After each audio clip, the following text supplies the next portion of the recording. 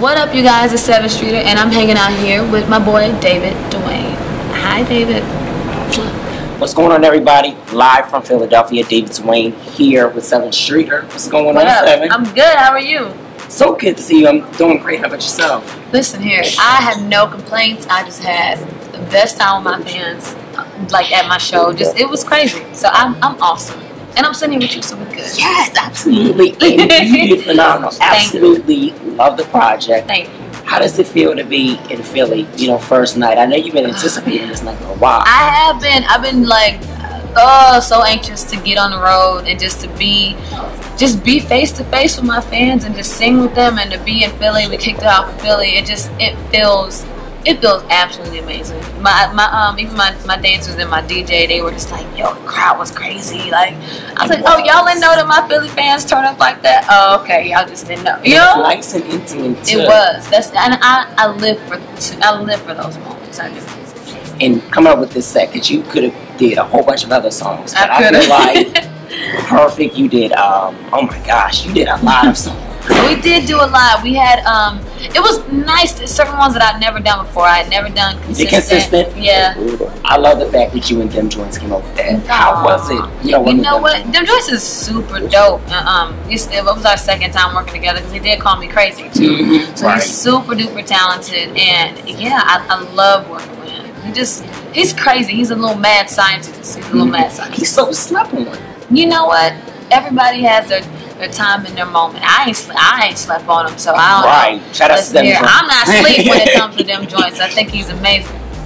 Yeah. I don't think so either, because he's one of my favorite writers and producers as well. And I see that he's worked with you. He's coming up on the new Dr. Dre project. I mean, he's amazing. He's doing amazing. Yeah, and you're doing amazing songwriting wise. Thank you. Just got a placement on Taylor's. I did. You know what? This is my third placement on Tay Tay, who's killing Dance with the Stars, by the way. Not killing.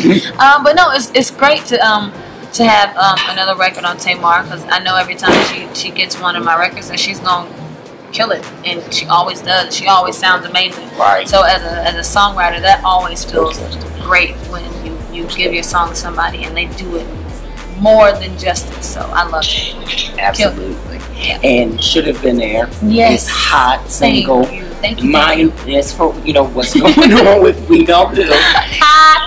How's the response been so far? You know what? The fans love Should Have Been There, and I think it's the message of Should Have Been There that people always connect to. I'm really big on being truthful and right from an honest place, and what Should Have Been There is really just talking about somebody like taking you for granted, not appreciating you, and then once you wisen up and you like, oh, you know what? Let me go on about me. Right. Then they always want to come back and try to be there and try to do that. And your response is always, oh, okay, well, you should have been there. And I feel like the reason that fans connect with, or people are connected with, is because who hasn't gone through that before? Right. And it doesn't just going through it currently. Right. And it doesn't just have to be. It's got to forgive me terms of way, but it doesn't even have to be in terms of a relationship. It can be in terms of a friendship. You got them friends that you have to cut loose because, you know what I mean? They're not there. They don't get it. They don't understand. They're not, you know what I mean? They're not real friends. You let them go, and then once in a different space, then they want to come back, and you tell them they should have been there. So I think that's why people are. I think that's why they connect with Should Have Been There. Absolutely. Yeah. And putting this project together, because I know when we met at Essence, we talked about these songs were a couple of years back. Putting them together, figuring out, okay, these are the songs I wanted to do for part one. Right. And I want to this is how I want to interlude it. How hard was that process with this project? How easy? You know what? With the interludes, this project, the crazy thing is, it wasn't that hard to put together because I wrote a lot of them, like you said, when I was going through a situation. So they kind of pieced themselves together. Truth be told, they had their own timeline, kind of, which was crazy. And the interludes, I really just wanted to get together with some of the guys that I've written the records with, some of my writer friends, and just some of my friends, and we just got together and we just discussed the concepts and discussed the topics and had honest conversations and got male perspectives and female perspectives and put those together as interludes, and that's how the project came about. So I don't know. I really just wanted to do that, and it was so much footage to go through in terms of Really? Yes, because we sat there, we talked for hours. It literally took me and my manager Brittany. It took us 4 hours to go through all of the talking footage and to like really break it down and figure out the important pieces to put on the thing. So it was that was very time consuming, but it was important. Absolutely. Yeah. So let's talk about Boomerang. I love that single. I've been playing it on repeat all morning. Got my own routines, but I'll show you another time. I want to see the dance now. You can't say you got to dance and not show me the dance.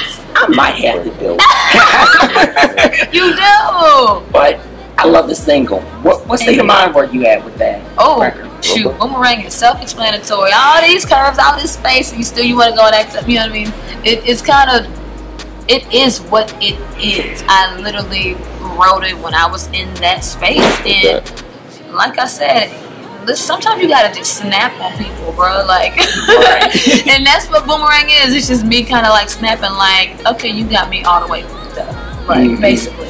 Oh, you think this don't come back around? This not coming back around. Won't go around. It's not going around again. This is it. It's over. But before I walk out the door, let me read you real quick and let you know exactly what I see, how you've been acting. You know what I mean? That's what Boomerang is about, you know? Right. So what is your personal favorite from the project? Oh, what is my favorite song? That's hard. If I had to pick one, I will say this, for the longest, Boomerang was my favorite. Really? It was my favorite, probably because it was. I don't even want to say because it was the most. It was the newest one that I'd done. Right. But for the longest, Boomerang was my favorite. I just like the energy of it, the vibe of it, the swag of it. Like it's just a cool ass record, you know. Absolutely. So big question that people on Twitter wanted me to ask you was, so parts 1 of these, are we going to get a part 2, or are we going to dive right into the album? This little life of mine. I write according to my life, and it just seems like it's always something happening, whether it's with my family, whether it's with my personal life, and I write, and I write some more. So will there be a part 2? As long as there's air in my lungs and my life keeps on going, there will probably be a part 2. So I got a whole lot to talk about. You already know. Have you started writing for it? I never stop writing. I never stop. For this project, have you started? The thing is, I never stop.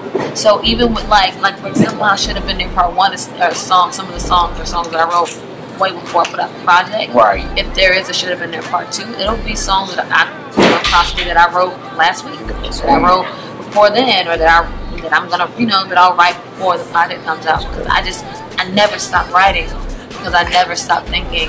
You know what I mean? So yeah. Absolutely. Well, Sevyn, you've got Baltimore, New York, Washington, and then you're going over to California. What other cities are you excited for? What cities? I'm always excited to be in New York. Always. Yeah, y'all come, man, come. I'm always excited about New York. I think that's gonna be so much fun. I heard that show is almost sold out, so if you are in New York, better hurry and get your tickets because it's gonna be lit.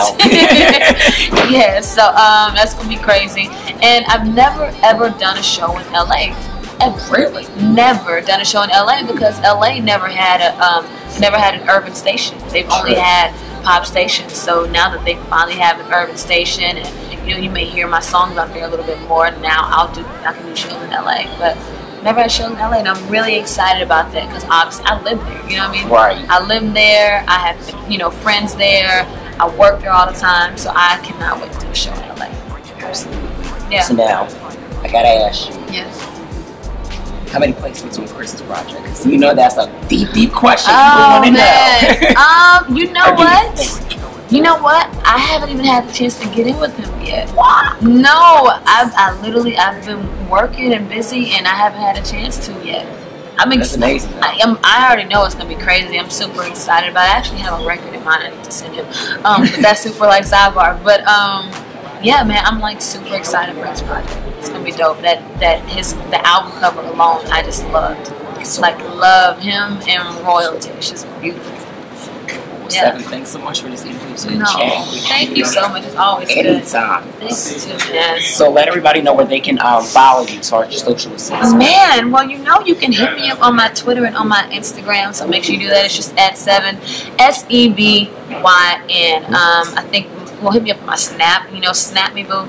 My Snap is Lil Streets 7. It's LILSTREETZ, the number 7. And yeah, my Periscope is just 7 Streeter. Hit me up. Let's talk. Let's chat. Yeah. And if you don't have Should Have Been There Part 1, make sure you get it. Download it now, and I'm Danny's Wing, 7 Streeter. Yeah. Bye, guys.